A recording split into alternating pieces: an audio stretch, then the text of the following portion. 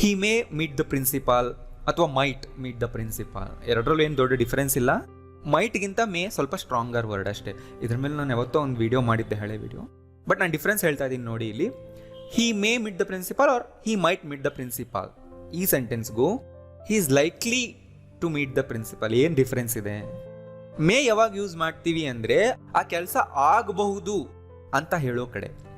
ಅವನು ಪ್ರಿನ್ಸಿಪಲ್ನ ಮೀಟ್ ಮಾಡಬಹುದು. ನೋಡಿ, ಬಹುದು ಬಂತು ಅಂದರೆ ಇನ್ ಮೈ ಒಪಿನಿಯನ್, ನನಗೆ ಅನ್ನಿಸ್ತಿದೆ ಆ ಥರ. ಇನ್ ಮೈ ಒಪಿನಿಯನ್ ಹಿ ಮೇ ಮಾಡಬಹುದು ಅಥವಾ ಇಲ್ಲದೆ ಇರಬಹುದು, ಅಂದರೆ 50-50 ಚಾನ್ಸ್ ಇದೆ ಇಲ್ಲಿ, ರೈಟ್? ಬಟ್ ಲೈಕ್ಲಿಯಿಂದ ನಾವೇನು ಹೇಳ್ತಾ ಇದ್ದೀವಿ, ಮಾಡುವ ಸಾಧ್ಯತೆ ಇದೆ, ಅಂದರೆ ತುಂಬ ಹೈಯರ್ ಚಾನ್ಸ್ ಇದೆ. ನಾನು ಹೇಳಿದ್ನಲ್ಲ 90%, 99% ಇದ್ದಾಗ ಹೇಳಬೇಕು, ಬಟ್ ನಾಟ್ 100% ಶೋರ್ ಇಲ್ಲೂ ಕೂಡ. ಅಂದರೆ ಅದಕ್ಕೊಂದು ಲಾಜಿಕಲ್ ರೀಸನ್ ಇರಬೇಕು, ಮೋಸ್ಟ್ ಎಕ್ಸ್ಪೆಕ್ಟೆಡ್ ಆಗಿರಬೇಕು. ಅವಾಗ ಲೈಕ್ಲಿ ಟು ಇಂದ ನೀವು ಹೇಳಬೇಕು ಸೆಂಟೆನ್ಸ್ನ. ಎಕ್ಸಾಂಪಲ್ ನೋಡಿ, ಇನ್ನು ಗೊತ್ತಾಗುತ್ತೆ ನಿಮಗೆ. The glass is likely to fall. Glass ಬೀಳೋ ಸಾಧ್ಯತೆ ಇದೆ ಅಂದರೆ ನನ್ನ ಕಣ್ಣು ಮುಂದೆ ಕಾಣಿಸ್ತಾ ಇದೆ, ಅದು ತುಂಬ ಎಡ್ಜ್ನಲ್ಲಿದೆ, ಈಗ ಏನಾದರೂ ಗಾಳಿ ಬಂದರೆ ಬೀಳಬಹುದು. ಸೊ ಪಾಸಿಬಿಲಿಟಿ ಎಷ್ಟಿದೆ? 99% ಇದೆ ಅಲ್ವಾ? ಗಾಳಿ ಬರದೇ ಇದ್ದರೆ ಮಾತ್ರ ಅದು ಬೀಳಲ್ಲ, ಬಟ್ ಅದು ತುಂಬ ಎಡ್ಜ್ನಲ್ಲಿದೆ ಅಂದರೆ ಬೀಳೋ ಸಾಧ್ಯತೆ ಇದೆ. ಆರ್ ಅದು ಕರೆಕ್ಟ್ ಪೊಸಿಷನ್ನಲ್ಲೇ ಇದೆ, ಅವಾಗ ಏನಾಗುತ್ತೆ, ಪಾಸಿಬಿಲಿಟಿ ತುಂಬ ಕಡಿಮೆ ಇರುತ್ತೆ ಬೀಳೋದು. ಅವಾಗ ನಾನು ಮೇ ಯೂಸ್ ಮಾಡಬಹುದು ಅಲ್ಲಿ. ಮೋಡಲ್ ವರ್ಬ್ಸ್ನಲ್ಲಿ ನಾನು ಅದನ್ನು ಹೇಳ್ಕೊಡ್ತೀನಿ. ಬಟ್ ಇವತ್ತಿನ ಟಾಪಿಕ್ ನೋಡಿ, ನಾನು ಪ್ರತಿ ಕ್ಲಾಸ್ನಲ್ಲಿ ಯಾವ ಟಾಪಿಕ್ ಮೇಲೆ ಫೋಕಸ್ ಮಾಡಿರ್ತೀರೋ ನೀವು ಅಷ್ಟೇ ಕಲ್ತ್ಕೊಳ್ಳಿ. ನೀವು ತುಂಬ ಓವರ್ ಥಿಂಕ್ ಮಾಡಿದ್ರೆ ನಿಮ್ಗೆ ಕನ್ಫ್ಯೂಷನ್ಸ್ ಆಗುತ್ತೆ. ಆ ಟಾಪಿಕ್ ಬಂದಾಗ ನೀವು ಅದು ಕಲಿಬೋದು. Seema is likely to get that job. ಆ ಜಾಬ್ ಸಿಗೋ ತುಂಬ ಚಾನ್ಸ್ ಇದೆ ಸೀಮಾಗೆ. ಅದ್ರ ಹಿಂದೆ ಸ್ಟ್ರಾಂಗ್ ರೀಸನ್ಸ್ ಇರಬೇಕು, ಸುಮ್ಮನೆ ನೀವು ಹೇಳಬಾರ್ದು, right? He is likely to come today itself. ಅವನು ಇವತ್ತೇ ಬರೋ ಚಾನ್ಸ್ ಇದೆ, ಸಾಧ್ಯತೆ ಇದೆ. ನಾನು ಆಗಲೇ ಹೇಳಿದ್ನಲ್ಲ, ಕನ್ನಡದಲ್ಲಿ ನಾವು ಮಾತಾಡುವಾಗ ಸಾಧ್ಯತೆ ಇದೆ, ಸಾಧ್ಯತೆ ಇಲ್ಲ ಅನ್ನೋ ವರ್ಡ್ನ ಯೂಸ್ ಮಾಡಲ್ಲ, ರೈಟ್? ನಿಮ್ಗೆ ತುಂಬ ಸರಿ ಬುಕ್ಸ್ನಲ್ಲಿ, ಟೆಕ್ಸ್ಟ್ ಬುಕ್ಸ್ನಲ್ಲೇ ಕಾಣುತ್ತೆ ನೋಡೋದಕ್ಕೆ. ಬಟ್ ನಾವು ಈ ಥರ ಹೇಳ್ತೀವಿ, ಚಾನ್ಸ್ ಇದೆ, ಚಾನ್ಸ್ ಇಲ್ಲ ಅಂತ. ನಿಮ್ಮ ಮೈಂಡ್ನಲ್ಲಿ ಅದು ಗೊತ್ತಿರುತ್ತಲ್ಲ, ಅವಾಗ ಯೂಸ್ ಮಾಡಿ. ಸ್ಟ್ರಕ್ಚರ್ ನೋಡ್ಕೊಳ್ಳಿ. ಬಿ ಲೈಕ್ಲಿ ಟು ಮುಂದೆ ಬೇಸ್ ವರ್ಬ್ ಇರಬೇಕು. ನೀವು ING ವರ್ಬ್ ಹಾಕಬಾರ್ದು, ಇಲ್ಲಿ ಪಾಸ್ಟ್ ವರ್ಬ್ ಹಾಕಬಾರ್ದು. She is likely to pass the interview this time. ನೋಡಿ, ಅಂದರೆ ತುಂಬ ಟೈಮ್ ಅವಳು ಫೇಲ್ ಆಗಿದ್ಲು, ಬಟ್ ಈ ಸರಿ ಅವಳಿಗೆ ಗೊತ್ತಾಗಿದೆ, ತುಂಬ ಎಫರ್ಟ್ ಹಾಕಿದೆ ಅಂತ ಗೊತ್ತಾದಾಗ ನಾನು ಹೇಳ್ಬೋದು ಈ ಥರ. It's likely to rain today. ಇಲ್ಲಿ ರೇನ್ ಅನ್ನೋದು ವರ್ಬ್, ಟು ರೇನ್ ಅಂದರೆ ಮಳೆ ಆಗುವ. ರೇನ್ ಅನ್ನೋದು ವರ್ಬ್, ಇಟ್ಸ್ ಅನ್ನೋದು ನಾನು ಹೇಳಿದ್ನಲ್ಲ, ರೇನ್ಗೆ ನಾವು ಇಟ್ ಅನ್ನೋ ಸಬ್ಜೆಕ್ಟ್ನ ಯೂಸ್ ಮಾಡಬೇಕು. It's likely to rain today. The rain is not likely to stop. Rain ನಿಲ್ಲೋ ಥರ ಕಾಣಿಸ್ತಾ ಇಲ್ಲ ಅನ್ನೋಗಿ ನೀವು ಈ ಥರ ಹೇಳ್ಬೋದಲ್ವಾ, ರೈಟ್? ಸೊ ಇಲ್ಲಿ ರೇನ್ ಸಬ್ಜೆಕ್ಟ್ನಲ್ಲಿದೆ ಅಂದರೆ ಇದು ನೌನ್ ಆಗಿ ಯೂಸ್ ಮಾಡ್ಕೊಂಡಿದ್ದೀವಿ. Kiran is unlikely to reach before 5. ಅಂದರೆ ಅವ್ನು 5ಗಿಂತ ಮೊದಲೇ ಬರೋ ಥರ ಕಾಣಿಸ್ತಿಲ್ಲ. They are likely to agree to our plan. Ravi isn't likely to go to Delhi. India are likely to win the match tomorrow. ಅಂದರೆ ನಾಳೆ ಇಂಡಿಯಾ ಮ್ಯಾಚ್ ಗೆಲ್ಲೋ ಥರ ಇದೆ.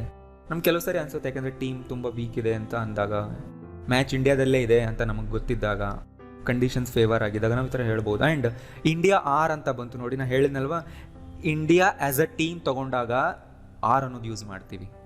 India as A team, a group of players, right? So ತುಂಬ ಸರಿ India R ಅಂತ ಬರುತ್ತೆ. ಯಾವಾಗ ಅಂದರೆ ಅದನ್ನು ಟೀಮ್ ಅಂತ ಕನ್ಸಿಡರ್ ಮಾಡಿದ್ರೆ, ಇಲ್ಲಿ ಅದು ಟೀಮ್ ಅಂದರೆ ಗ್ರೂಪ್ ಆಫ್ ಪ್ಲೇಯರ್ಸ್, ಆದ್ದರಿಂದ ಆರ್ ಬರುತ್ತೆ. ನೀವು ತುಂಬ ಸರಿ ಸ್ಪೋರ್ಟ್ಸ್ ನೋಡುವಾಗ ಟೀಮ್ಗಳ ಮುಂದೆ ಕಂಟ್ರಿ ನೇಮ್ ಇದ್ದರೂ ಕೂಡ, ಕಂಟ್ರಿ ನೇಮ್ ಅಂದರೆ ಕಂಟ್ರಿ ಅಲ್ಲ, ಅದು ಟೀಮ್ ಹೆಸರು. ಅದು ಇಂಡಿಯಾ ಅನ್ನೋದು ಇಲ್ಲಿ ಟೀಮ್ ಹೆಸರು, ಆದ್ದರಿಂದ ಅದ್ರ ಮುಂದೆ ಆರ್ ಅಂತ ಬಂದಿರುತ್ತೆ. ಬಟ್ ನೀವು ಇಂಡಿಯಾ ಕಂಟ್ರಿ ಬಗ್ಗೆ ಮಾತಾಡುವಾಗ ಈಸ್ ಹಾಕ್ತೀರಾ, ರೈಟ್? ಇಂಡಿಯಾ ಈಸ್ ಹಾಕಬೇಕು ಯಾವಾಗ ಅಂದರೆ ಇಂಡಿಯಾ ಆ್ಯಸ್ ಅ ಕಂಟ್ರಿ ತೊಗೊಂಡ್ರೆ. ಬಟ್ ಇಲ್ಲಿ India as a team. Is likely to be late again. ಅವ್ನು ಮತ್ತೆ ಲೇಟ್ ಆಗೋ ಚಾನ್ಸ್ ಇದೆ. ನೋಡಿ, ಟು ಬಿ ಬಂತು, ಯಾಕೆಂದರೆ ಟು ಮುಂದೆ ಇಲ್ಲಿ ಬಿ ಅನ್ನೋದೇ ವರ್ಬ್, ಬಿ ಮುಂದೆ ಲೇಟ್ ಅನ್ನೋದು ವರ್ಡ್ ಬಂದಿದೆ, ಅಂದರೆ ಅವ್ನು ಲೇಟ್ ಆಗ್ತಾನೆ ಅನ್ನೋ meaning. She wasn't likely to be back. ಅವಳು ಹಿಂತಿರುಗೋ ಸಾಧ್ಯತೆ ಇರಲಿಲ್ಲ. ಪಾಸ್ಟ್ ಇದು, ವಸಂಟ್ ಬಂತಲ್ವ, ಸೊ ಪಾಸ್ಟ್ನಲ್ಲಿ ಅವಳು ಹಿಂತಿರುಗೋ ಚಾನ್ಸಸ್ ಇರಲಿಲ್ಲ. ಸೊ ಅದಕ್ಕೆ ನಾವು ವೆಯ್ಟ್ ಮಾಡಲಿಲ್ಲ, ಬಂದುಬಿಟ್ವಿ. They are very likely to arrive next week. It's more likely to happen again. He is most likely to win the race. My boss isn't likely to be in the office today. Is this likely to happen again? ನೋಡಿ, ಇಲ್ಲಿ question ಮಾಡ್ತಾ ಇದ್ದೀವಿ, yes or no question. I don't think that's likely to happen.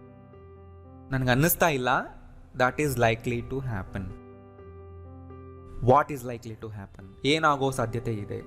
WH question ಮಾಡಿದ್ವಿ. What do you think is likely to happen? ನಿನಗೇನು ಅನಿಸುತ್ತೆ ಏನಾಗುತ್ತೆ ಅಂತ?